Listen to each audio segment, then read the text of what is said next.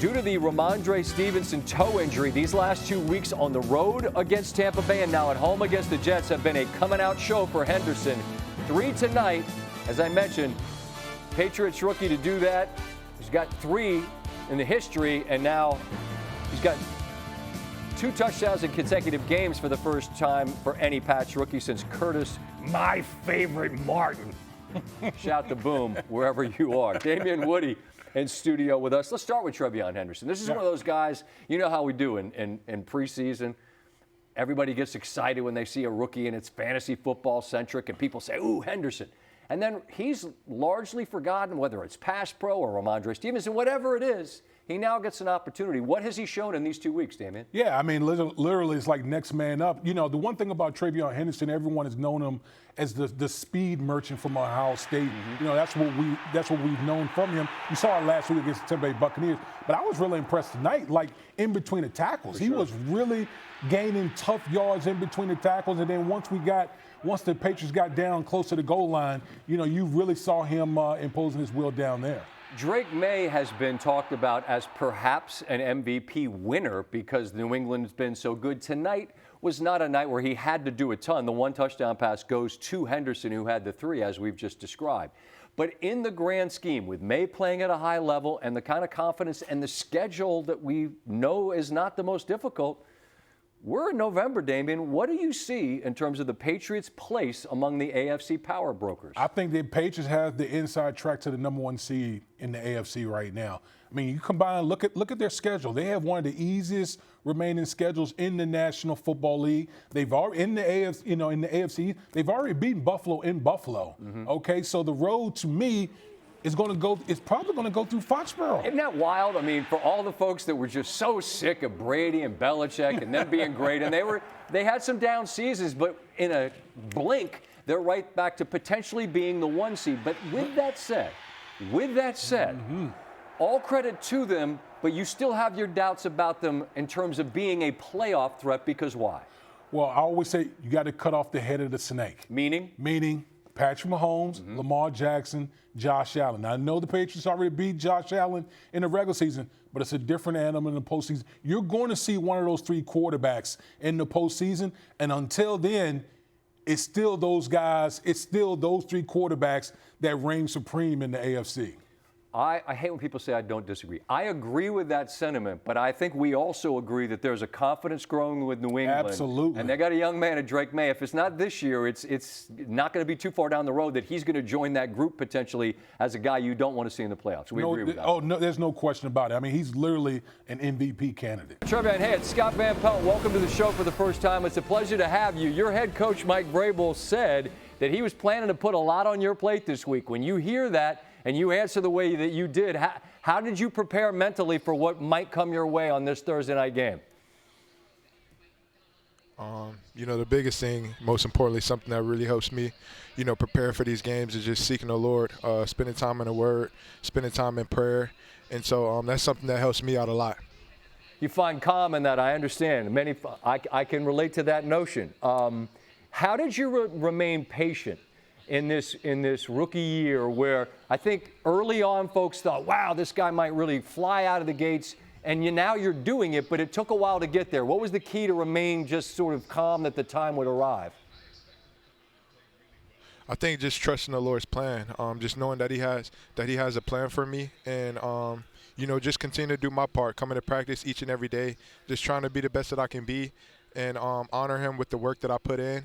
And, yeah, you know, just waiting on it, you know, waiting on my time to come. And so, you know, but no matter what, you know, something that I've really learned through this season of life that I've been in is just to be grateful, no matter the circumstances, no matter if I had a good game or a bad game, no matter if I have a little bit of reps or a lot of reps. Yeah, I was talking to Aaron Judge, the American League Most Valuable Player tonight, and he talked about the notion of gratitude as well, right, for the moments and the things that you get to do. When you're scoring these touchdowns tonight, we've got the video of them. One of them, you got some help from your friends on the O-line. What do you remember specifically about those play calls and what happened in real time? Yeah, I think the biggest thing is just you know, I really give the credit to the guys up front. You know, they make our jobs easier. They're the ones that put in the dirty work, And so I really give the credit to those guys.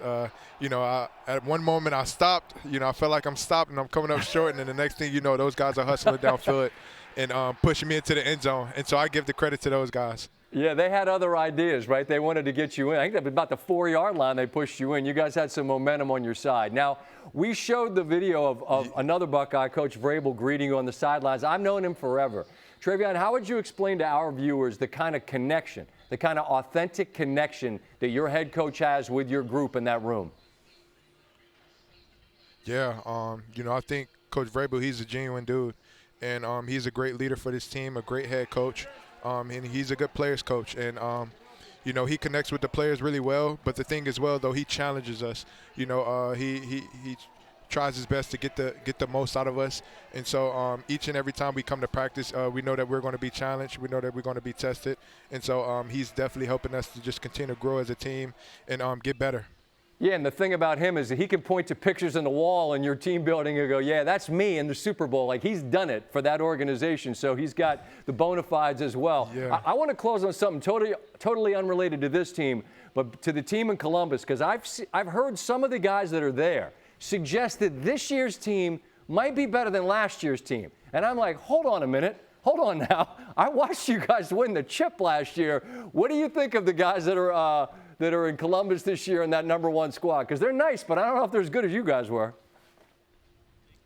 Yeah, no, those guys are balling right now, man. I'm proud of those guys, to see those guys mature as men and as players as well. And so, you know, I'm proud of those guys. Who knows? You know, they might. I think they're gonna win the chip again.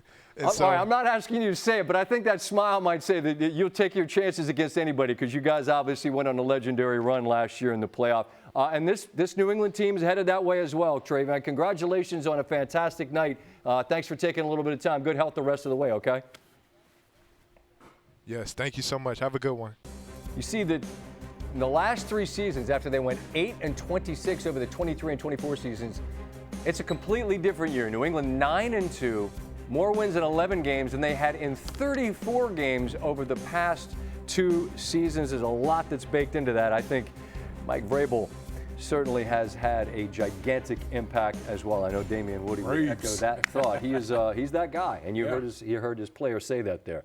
Now, Week 11 has got some gigantic games. I was asked in our show meeting earlier on Thursday, what do I think is the most significant game? I said Rams-Seahawks. You disagree, and I think I get why. You say it's Broncos and Chiefs. Why? Yeah, listen, the Broncos are 8-2. The Chiefs are 5-4. Divisional game, playing in Denver. You're the Chiefs. You fall to the Denver Broncos. You go to 5-5.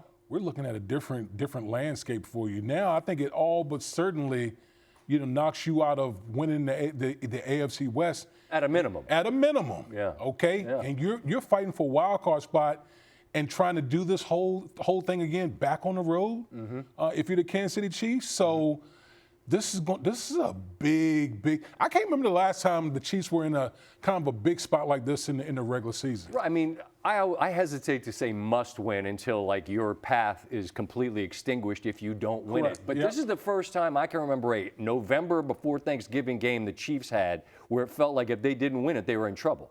And that's we're both saying that, aren't we? Yeah, exactly. Like, listen, I don't knock the Seattle Rams game. That's box office. There's no question about it. Sure. But I think this Broncos Chiefs game is huge for the Kansas City Chiefs. And look, 8-2. Denver's got the division sort of in their hands to a degree. But Kansas City's coming in off a bye. We know what that means for Reed. So Kansas City is as desperate as you can be at this spot. Buffalo's not desperate, but you got New England continuing to win. And what happened last week against Miami, where does that leave Buffalo with a good Tampa Bay team coming up to Orchard Park? Listen, I think that the whole thing about this is supposed to be Buffalo's year.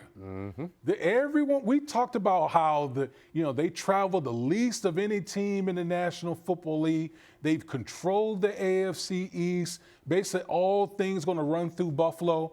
And here they are, about a 2 games behind New England, coming off an ugly road loss against the Miami Dolphins. And now you got to go up against a team in the Tampa Bay Buccaneers, who's a very good team in its own right, that's coming off a loss against the New England Patriots at home. So if you're Buffalo, how are you going to respond against a very good Tampa Bay Buccaneers team? I think that's going to be a really good test for this Bills team. I agree. I think the advantage Tampa Bay has is they're in a division where they could absorb a loss and they should still be okay to make the playoffs. Whereas Buffalo, sure, a playoff berth, but I mean, as you say, you got the MVP, your schedule set up for you. Now here you are looking up at New England. All right, let's get to that Rams-Seattle game, because you're not saying it's not box office, because it is. Philly's still out there, and all they do is win, but they still have all this chatter about all these things that don't really seem to matter, but they keep winning, and they've got the path to the one for now.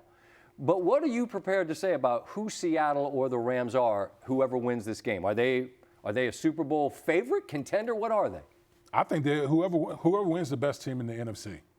And like, these are two titans in the NFC because they both have great defenses. They both have great offenses. They both got great quarterbacks who are right at the top of the MVP race. So there's not much difference between either ball club. I think this game is going to come down to which quarterback's going to make more plays going up against those very good defenses that they'll face.